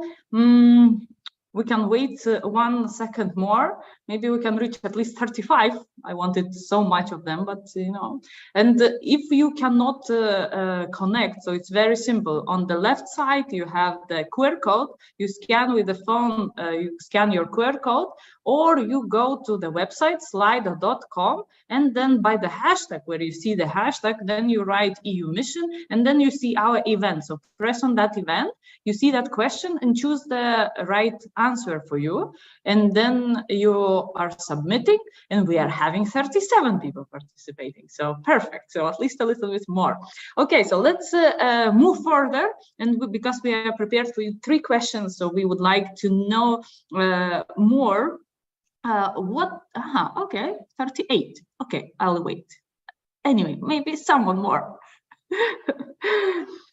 Yes, 39. Okay, 40. So then it will be 1/3 of the participants will participate. So yes, let's do it. You know, let's show that we are active, that we are participating, that it's, oh yes, perfect. Perfect. We reach 40. So let's move further with 2 more questions. So those who didn't join to this question, so you still have time to join to other questions. So another question, what we'd like to ask you. So what do you think? What are the most pressing problems of the inland water, fresh waters of the Baltic Sea region basin? What do you think? We have a lot of stakeholders here. Pollution, okay? Yes, we've heard a lot about pollution today. So what do you think? Yes, pollution, plastic, eutrophication, quality of water in the cities, pollution, agriculture runoff, eutrophication, pollution, okay? Plastic and pollution, nutrients, eutrophication, pollution. We have like, okay, so we have more and more, yes. So it's now fighting, pollution fighting with eutrophication and nutrients. So let's see what else, what kind of other problems are in our basin. So we have 24 people participating. We still want more participants. We have pollution and nutrients, plastic reuse. Yes, so pharmaceuticals. Yes, so as you see, the main problem of the pressing of the inland water is pollution and eutrophication. Because you see that it's 10 out of 27, so it's 1/3 of the answers is about pollution. So I see that these are the answers, what was already presented, and you saw them in the first presentations that it was mentioning about pollution and eutrophication. So we have them a lot. And one more question, what we would love to ask you, what do you think? It's very similar question, yes, but we were asking about inland waters now, and we would like to ask you, what are the most pressing problems of the Baltic Sea itself? Do you think it's different than what we had? Because we had pollution, eutrophication, yes. Will it be different or it will be the same? How do you think? We have so awesome audience here that would like to know, and we would like your interaction here. We would like to know, what do you think? As we have eutrophication, ecosystem, so it seems that it's really kind of the same topics, but eutrophication now is more than pollution. So, and you see that this is the main problem. What appears here is eutrophication. There is ecosystem degradation. And pollution. If we had in the inland waters, we had on the first place pollution, then eutrophication. Now we have eutrophication and pollution, and then ecosystem degradation.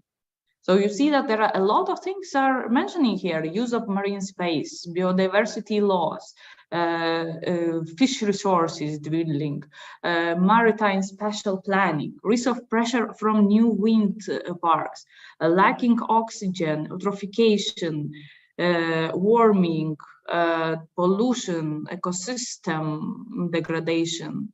What else we have here? Small cooperation between joint action of MSC on pollution. I think we can, this small cooperation, we can make it bigger cooperation, right? It's everything in our hands. So we are here to make this cooperation bigger than that the next time it will be not small. Yes, then we have harmful algal blooms, anthropogenic pressure. So you see there are a lot of problems are coming. The decarbonization of economies around Baltic, multiple stressors on marine ecosystem. So I see that there are a lot of directions and there are a lot of problems what we can work on. Right, Egita? What do you think?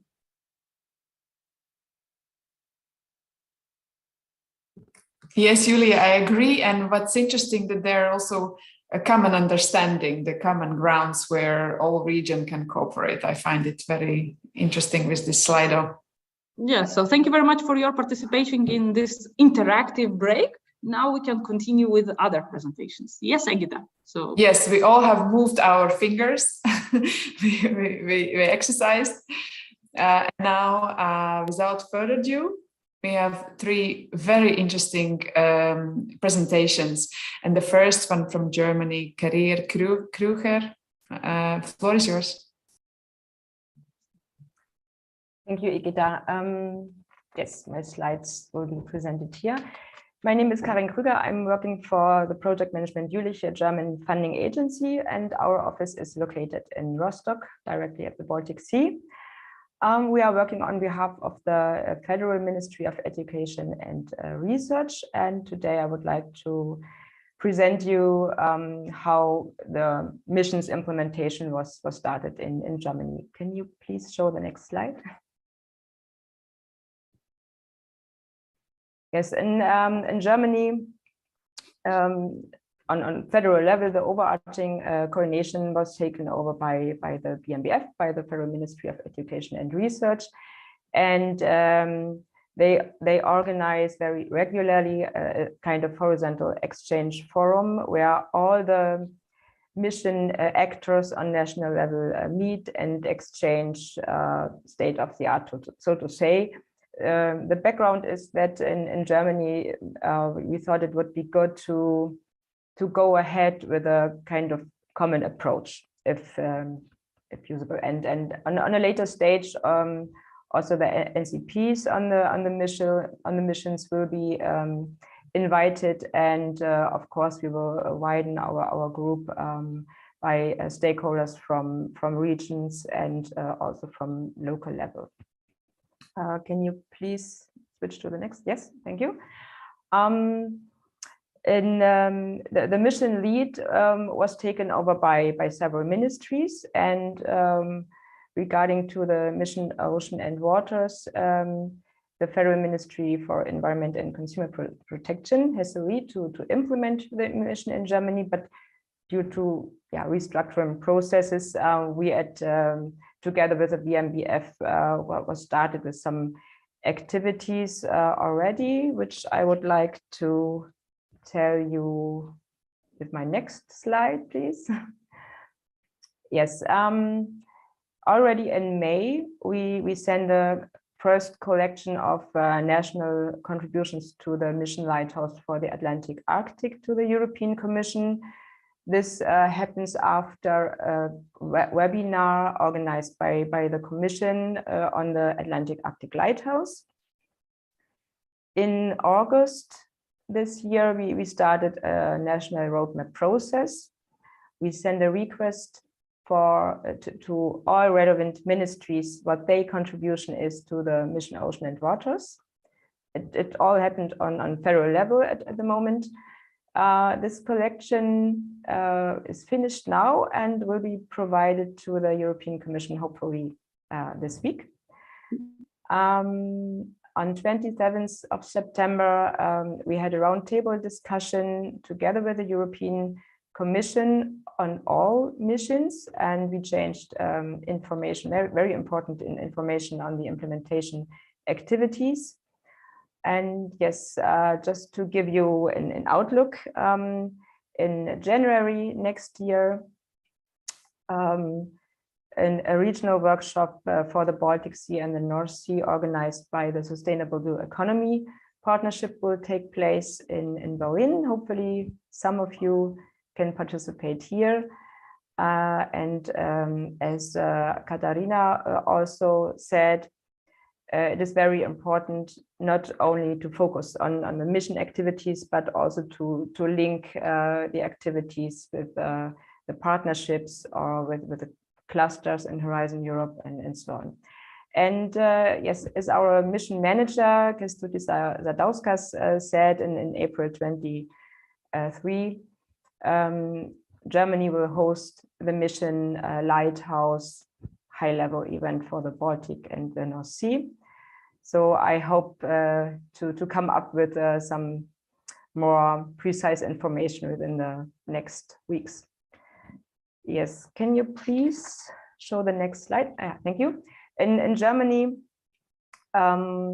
we have a national framework program on coastal marine and polar research for sustainability. And this program is, so to say, the main roof for our contributions to the mission ocean on national level. Can you please show the next slide? In the recent years, we made substantial investments in research and innovation projects available, relevant for the Baltic Sea, especially our coastal research program. And we also published several calls for under the frame of the German Marine Research Alliance. Can you please show the next slide? Yes, I would like to give you one example. In Germany, we already started with a mission-oriented approach. That means the projects have to work inter and transdisciplinary together. So several science disciplines have worked together within the projects, and they have to work together with end users. And it's quite complex, but hopefully successful. 2 missions with an amount of around 50 million euro has already started, financed by the BMBF. One is on marine carbon sinks. This mission called CDR MARE, and here we find 6 projects which will deal to develop solutions how the CO2 from the atmosphere can be stored in the ocean, or what kind of solutions can be found for the future. The second one is on protection and sustainable use of marine areas. And here in the title, you can see how difficult it is to find a balance. Yeah, on the one side, we would like to protect our coastal seas, and on the other side, it's also important to find sustainable solutions for using the sea. A third mission is in preparation, and which will start next year on marine extreme events and natural hazards. Can you please show the next slide? Yes, okay, thank you. Now I switch my head, and I would like to tell you some short things about our new project within the Horizon Europe framework program. It's called Blue Mission Barnos. I think some of from Lithuania or from Latvia, I cannot remember, has already mentioned this project.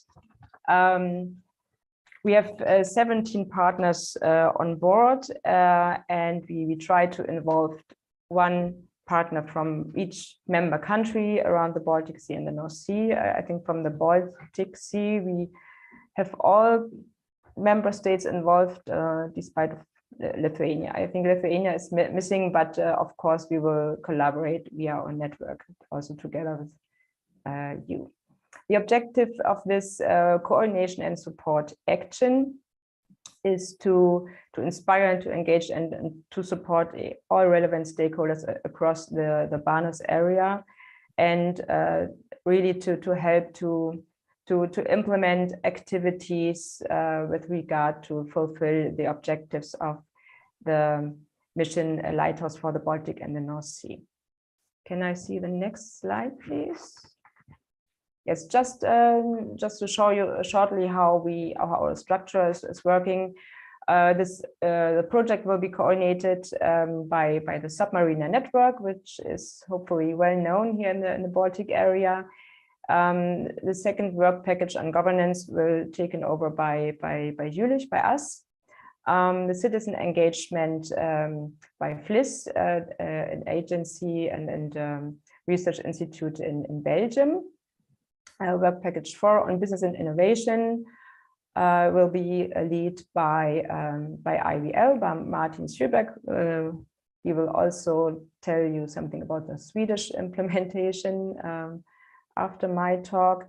The fifth work package will be led by the Geological Survey of Finland, and the sixth work package by Denmark, by the Southern University of Denmark, and the partner Harald is also here to tell you about the Danish perspective.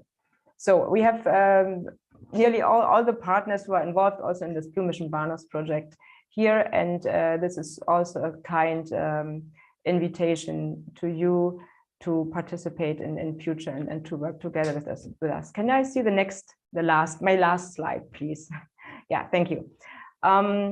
This is something which you can already notice in your calendar. We have planned 3 stakeholder assemblies where we really would like to engage and to talk to all relevant stakeholders around the Barnos area. One is planned for October 23 in Denmark or Sweden, one year later in the Belgium-Netherlands area, and the third one in October 25th in Finland or in the Baltic countries. So please try to get in contact with us, and yeah, I'm happy to hear your questions. Thank you. Excellent. Thank you so much, Karin. The questions will be, we have questions and answer session after the last speaker. And now the floor goes to Martin Sjöberg. So, thank you. And thank you, Karin, for the presentation. I will talk about the Swedish national level. I'm representing the Swedish Environmental Institute and also manager for a partnership called Viable Seas.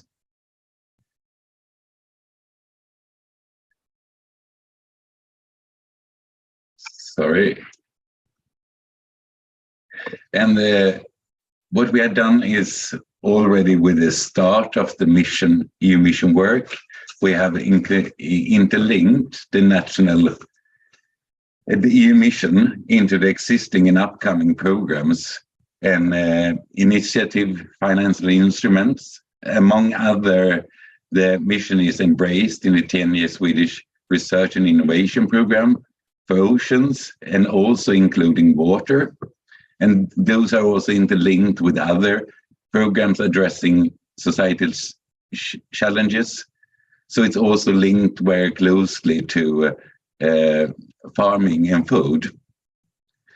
We also, the first call was launched within this program in 2021, and it's Blue Innovations, where a system approach and system demonstrations. So there's a lot of preparation projects going on around out there. We also launched just for a couple of months ago a strategic innovation program called Impact Innovation to mobilize sustainable development. It's a mission approached, action-driven, system-changing innovation for sustainability. And there will be some projects within the ocean and water, I assume. We also have included Mission Ocean in the Swedish contribution to UN Decade of Ocean Science within ecosystem-based management, data modulation, and digitalization and innovation. Can you take the next slide, please? And the national initiatives have also started to embrace and include the Mission Ocean. within their RNE approaches.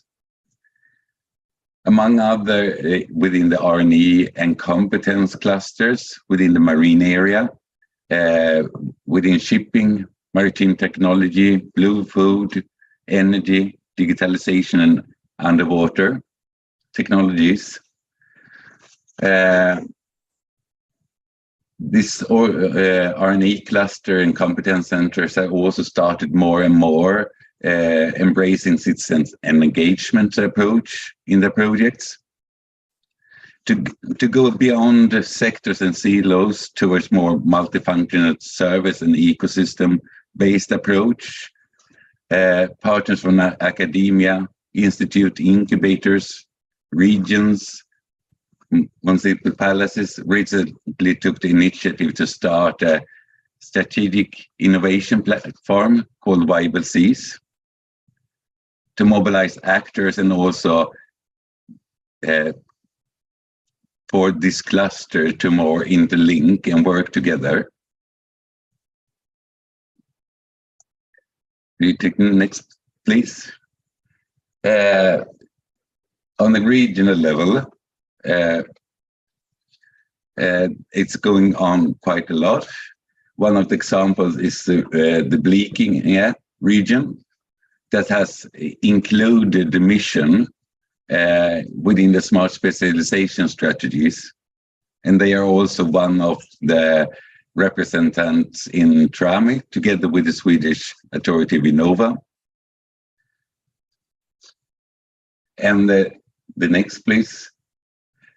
And there is 7 regions in Sweden, also in the pilot and action for partnerships. So in the Swedish innovation system is quietly linked into the regional approaches and the smart specialization strategies. Can you take the next, please? Which also is one of the focus for Blue Mission Banos that Karen mentioned. So we'll focus on the regions, the S3 strategies, and we'll co-create and pilot demonstrations together with the regions around the Baltic Sea, as well as transfer and co-develop methodologies for reaching the mission Restore Our Oceans. So the involvement of citizens and regions is one very important part. Thank you. Thank you, Martin. And now, before the question session, let me remind and invite you to place your questions in the chat for the speakers. And I invite Harald Hasler-Schätal to switch on the microphone. Thank you. I want to thank the organizers and my co-presenters and also the audience for organizing and listening to this, I think, really interesting discussion so far. I think what becomes evident for me is that there is a lot of really good activities going on national level, on regional level, on European level, and a lot of actors are involved. So there is some kind of fragmentation. But let me give a glimpse of how we try to address this fragmentation in Denmark by the so-called Danish Ocean Mission Hub, which is a Danish Ocean Mission Network, where we try to foster achieving the mission objectives across Denmark and beyond. So this initiative is really at the initiation phase, so we are getting started with that. So my name is Harald Hasler-Schätal, and I work at the University of Southern Denmark. But this initiative is actually led by the Ministry of Research and Education in Denmark, and we try to make this a large co-creation exercise. Next slide, please. The aims and visions that we have with this kind of hub is actually to create a community of practice that connects all the mission actors and practitioners at national, regional, and local level. We try to create a kind of a mutual learning platform that allows exchange of knowledge and ideas across different ocean mission initiatives and the sectors involved. And finally, we try to bundle the expertise, the experience, the good examples, the scientific findings across all these different sectors and actors in the ocean mission environment. Next slide, please. Our partners and target groups. So this is quite a inhomogeneous group. So, but we try to fragment these in 4 to 5 larger groups. One is the European layer, the other one is the national layer. That is what we are discussing today. We want to implement, or we're going to implement, a regional level, and then we have the more local level where we actually engage with all the relevant mission players and stakeholders, such as NGOs, citizen representatives, and so forth. But all of these together, we believe, can then create this emerging community of practice that together tries to reach the mission objectives. Next slide, please. Where do we get inspiration from? So all these, I think all these 3 European projects have been mentioned before. We are involved in all 3 of them. So in the Ramm project, which is actually a cross-cutting mission project funded under the Ocean Mission Program, this gives us ideas and concepts and approaches that are on mission scale, on pan-European mission scale. So a lot of the slides that you have seen and that you will see afterwards are actually taken or inspired by the Ramm so far. Then we get inspiration from the Prepper Blue project, which is another coordination support action funded on a pan-European ocean scale. There we get best practices for engagement and policy level, stakeholder engagement and citizen engagement across Europe, specifically targeted on the blue. And then we have the Blue Mission Month, which just was really nicely introduced by Karim, where we get all these good stakeholder engagement and policy alignment concepts on a sea basin scale in the Baltic and North Sea region. So a lot of good knowledge is produced as we speak. Next slide, please.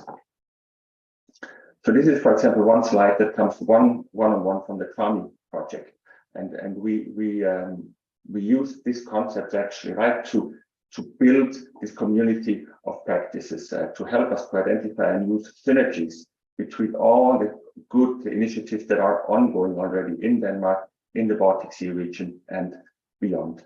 And we want to share this experience and actually want to benefit from all the projects that are ongoing on member state and European Commission level so far. Next slide, please. This is just a very, very brief overview about the first steps that we are taking at the moment. So we are forming what we call a core mission working group focusing on governmental and regulatory actors, where we have where we are going to involve several ministries and agencies that are concerned or are responsible for parts of the mission relevant areas, but we also include the national funders, relevant academic institutions. And as an outcome of that, I think, as I said before, we address the synergies with the ongoing activities, which we believe are very important to get engagement from all the actors.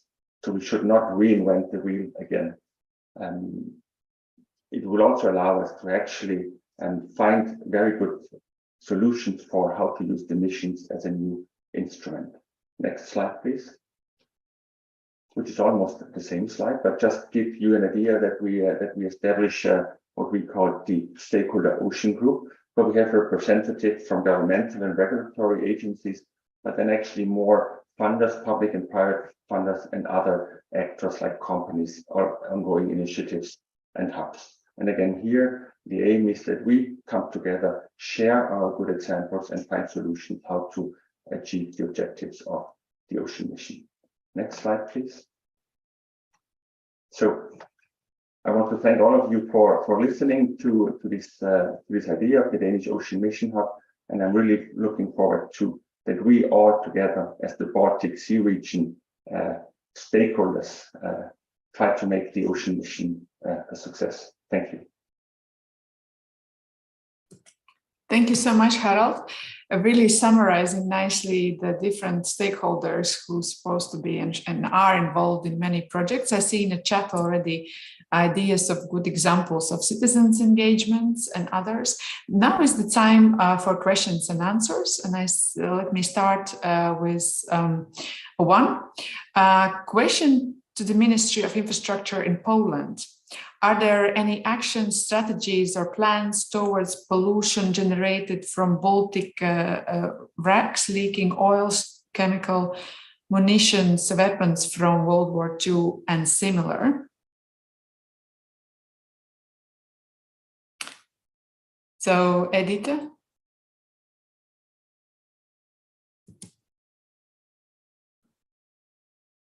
Edita, we don't hear you. Microphone is switched off, so maybe Edita has walked off her computer for this moment. Maybe somebody else from Poland would like to answer. If not, let me ask the next question, and that goes to all the speakers actually. Are the citizens from your country expressed some interest to be involved somehow with this mission or mission-related activities? Maybe somebody would like to give some example. Anybody? Yes. Yes. Martin. There has been a lot of citizens also engaged in development of apps and digital tools, and also so there have been a great interest, and these digital tools and apps also has involved the users in the ocean management. There's also a lot within literacy and ocean plastic, and there are also small ocean farms for the citizens to have that small lot in it and do the farming. Very interesting. Anybody else would like to also comment? Yeah, Harald. Yes, Harald. How do you want us to do this? Should we raise our hand in the chat or just? Yes, let's. Okay, perfect. So I want to say that there are actually a lot of citizen engagement activities ongoing in various sectors.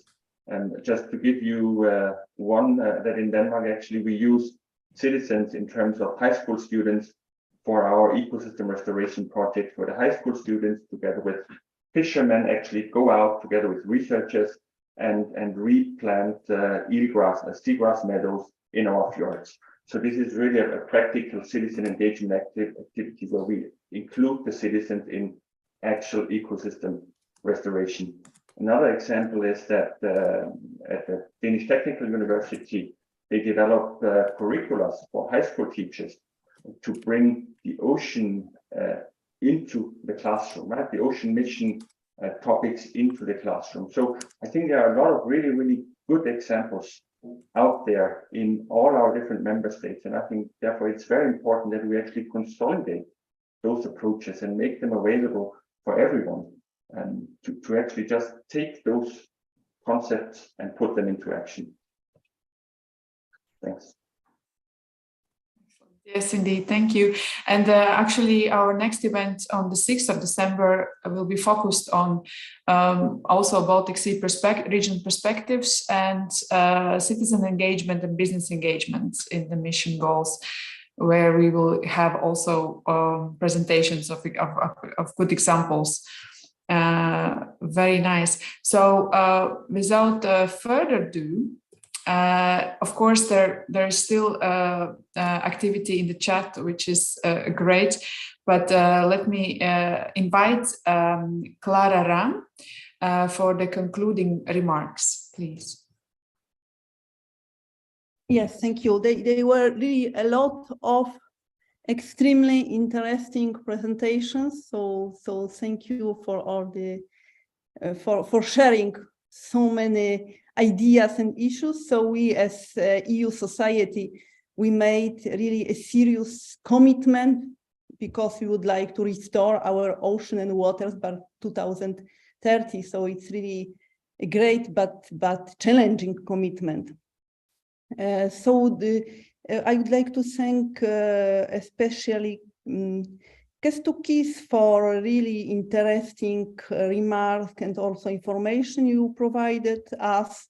So the first question you raised was, why the mission? And you answered this question, just we have to tackle the problem on European scale, even more than EU scale. So they are really very clear and ambitious objectives presented by Kęstutis, as well as some details linked to already launch Horizon Europe project. Yes, like pollution, biodiversity, blue economy. And they are already concrete examples mentioned like citizens' participation and all portfolio of actions. I think that it's very interesting tool is Mission Atlas, and I really suggest everyone to look at it, to look at the charter and at the Mission Atlas.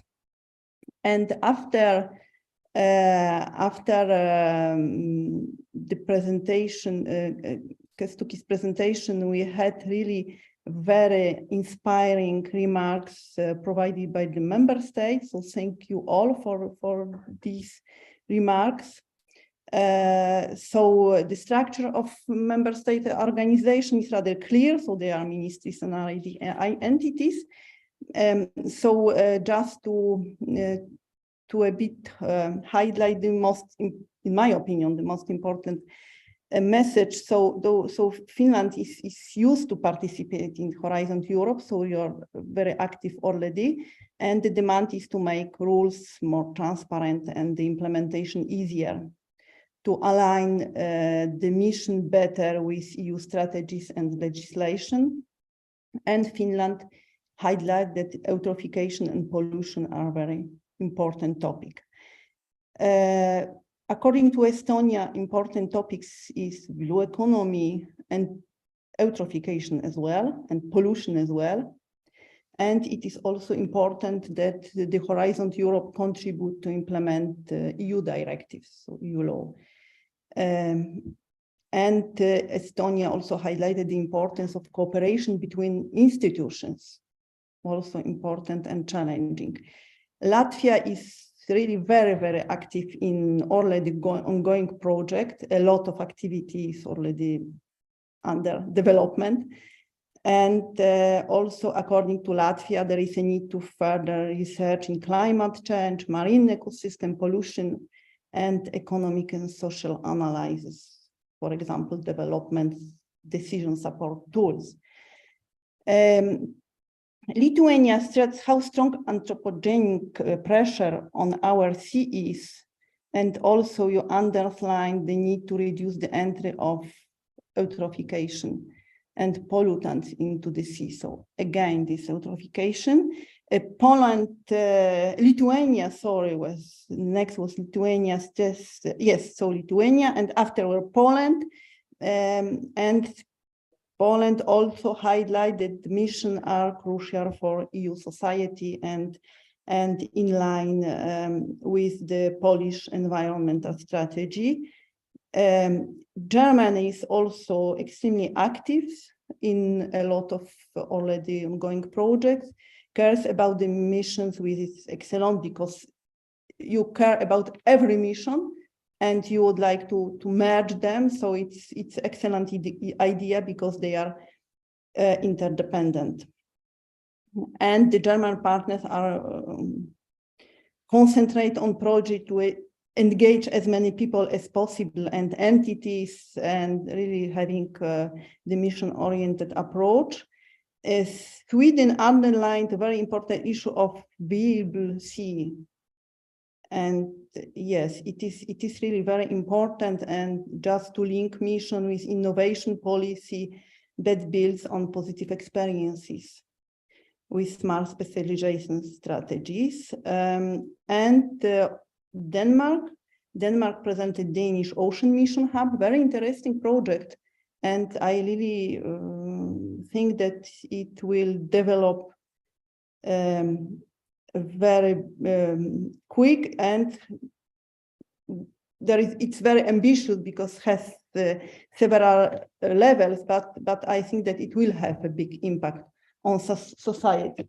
So just to make some big remarks, what are the most important? So you really stressed that eutrophication and pollution should be more visible in the Horizon Europe Lighthouse and all activities.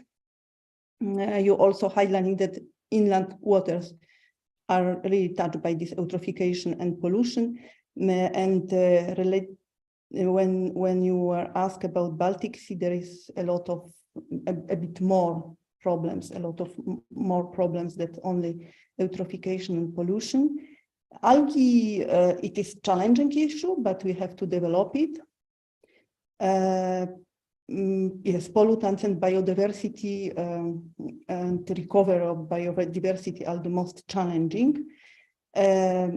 So about the charter, I think that everyone should engage. So please just look at it, read it, and endorse it. And so most of institutions are already participating in the lighthouse. So 35%, yes, answered yes. So I hope that next time we will be close to 100 entities engaged in the lighthouse or on Baltic and North Sea. So once again, many thanks for your inspirations and for sharing so many inspiring topics. Thank you.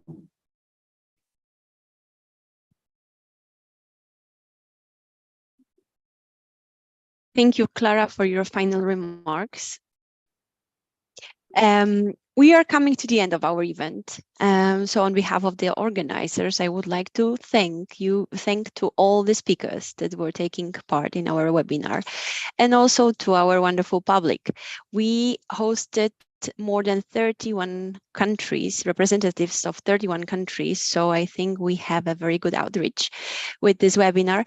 I would also like to thank the co-organizers and of course to my wonderful colleagues from the Estonian, Latvian and Lithuanian RDI Liaison Offices. So without just one more thing that already Egita mentioned before, we would like to invite you also to our second part of this webinar.